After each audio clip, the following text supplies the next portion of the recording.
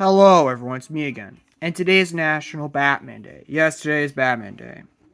And to celebrate Batman Day, what better way to celebrate today than to make a Batman video for obvious reasons. I know I've done DC What If videos in the past, but I'm gonna say this.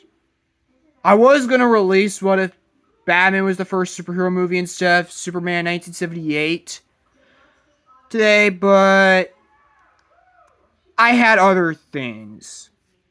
This video will be based on the original Batman saga. Tim Burton's Batman all the way up to Batman and Robin. I call the original Batman saga because they all exist in the same universe. Despite the Flash trying to say, nah, the last two films are in a separate continuity because they don't have Michael Keaton. But again, they were meant to be sequels to Batman Returns. That was the intention. They were initially sequels before the Flash retcon things. But I'm not here to talk about that. I'm here to talk about a what if scenario in this universe. That's right, I'm going to tackle what if one of Batman's villains were in those movies. That, of course, being what if Black Mask was in the original Batman saga, or what if Black Mask was in the Tim Burton Joel Schumacher Batman saga? I don't think including Black Mask would have really changed a lot, honestly. It would have just remained the same almost. So, Batman 89. Keep it the way it is. Keep it the way it is. I don't really see a reason to change it. But then when we get to Batman Returns, that's when things would change. Now, who could I see him playing Black Mask? There are so many actors I had to think of. Some I thought of were Johnny Depp, Kevin Spacey, or even Christopher Walken. I brought up Johnny Depp because Johnny Depp has worked with Tim Burton before in movies like Sleepy Hollow, Dark Shadows, and even Corpse Bride. I'm actually a fan of Tim Burton, by the way. Oh, he even worked on Alice in Wonderland, which was a film done by Burton. I think he did work on Frankenweenie. I could be wrong. I think Spacey or Depp would have worked perfectly. While Walken would still play Max Schreck, who would have been his childhood rival. And likely Roman Sionis' former school bully. Suggesting that, unlike the comics where Roman Sionis' father is the reason why he became bad, it was because of Max Schreck. And what about the Penguin? Penguin would still be involved, and so would Catwoman. I could even imagine him trying to make Catwoman his wife, but she rejects because I would assume he might have put her in an abusive relationship. It'd be kind of like Joker and Harley Quinn in a way, because in the comics, they were actually arch enemies. Now, of course, basically, I could imagine Black Mask feeling the need to get Penguin out of the way because he feels that Penguin is a threat to his plans. And of course, I didn't think about this at first, but I'd imagine Black Mask having a henchman in the form of someone like maybe Firefly, who I could see being played by Brendan Fraser, who was supposed to play her in the Batgirl movie. Now, of course, Firefly would play less of a role, like a side villain. He'd probably be captured by Batman and taken to jail before the final battle. Because apparently, when the Shrek family was being attacked, it wouldn't be Penguin, it would be Firefly and Black Mask, and Black Mask would kill Chippy Max.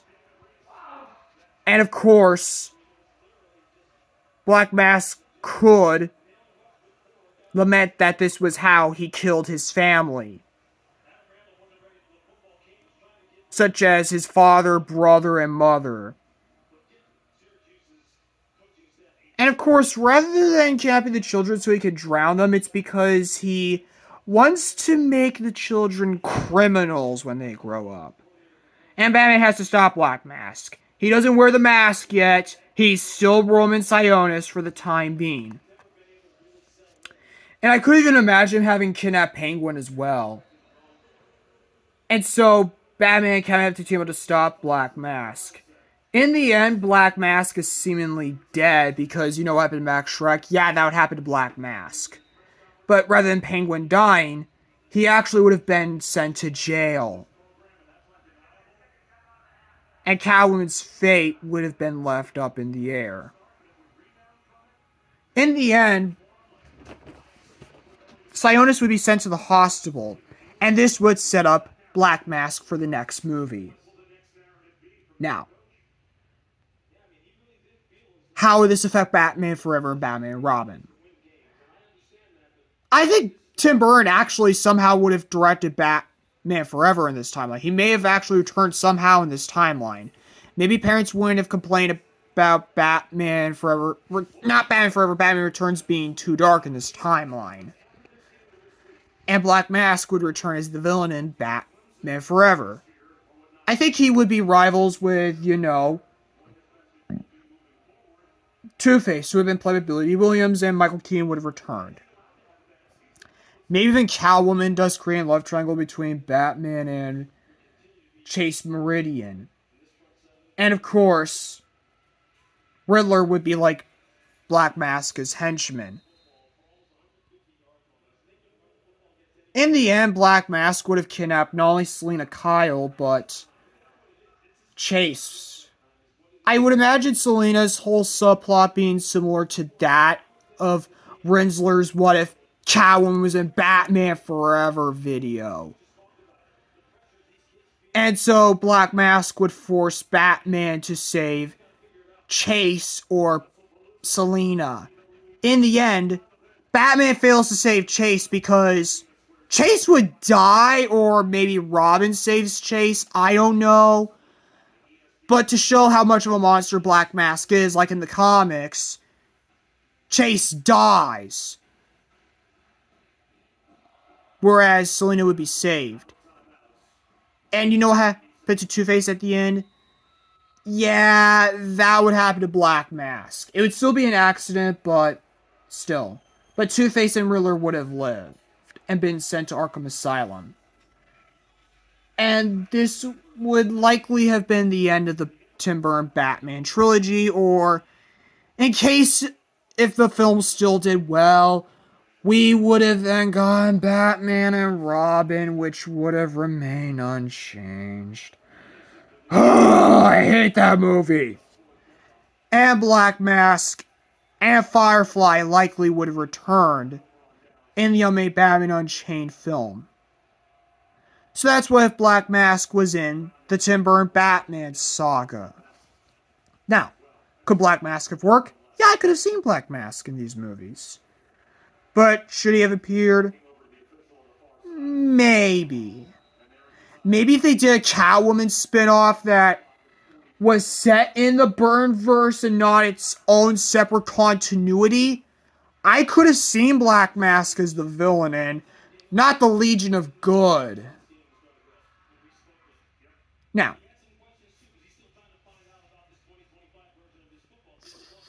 for the longest time, I was hesitant to do videos like this, but I think it would have worked. Now, one change I could have been seeing in Batman and Robin is that Selina would have replaced Julie Madison, or maybe Julie Madison would appear as like an ex of Bruce or something like that. Maybe she would have been pregnant with Bruce's child, like in Rinsler's What If Catwoman was in Batman and Robin video. Maybe it wouldn't have been Helena Wayne. Maybe it would have been Terry McGinnis as a reference to the scrap plans for a Batman Beyond Return of the Joker sequel. I could be wrong about that. It could go either way if I'm being honest, but I don't think Tim Burton would have wanted to do Batman and Robin because maybe he would have treated Black Mask as the big bad of his Batman trilogy, and that with Black Mask now dead at the end of Batman Forever, there's really no point to do a Batman 4 or a continuation of the trilogy for that matter. Meaning this would have given Warner Brothers the chance to just reboot a lot earlier, or still would have waited 10 years until 2005. I don't know what would have happened. If you have any ideas as to how this could have gone, let me know in the comments down below. But anyways, I'll see you all later.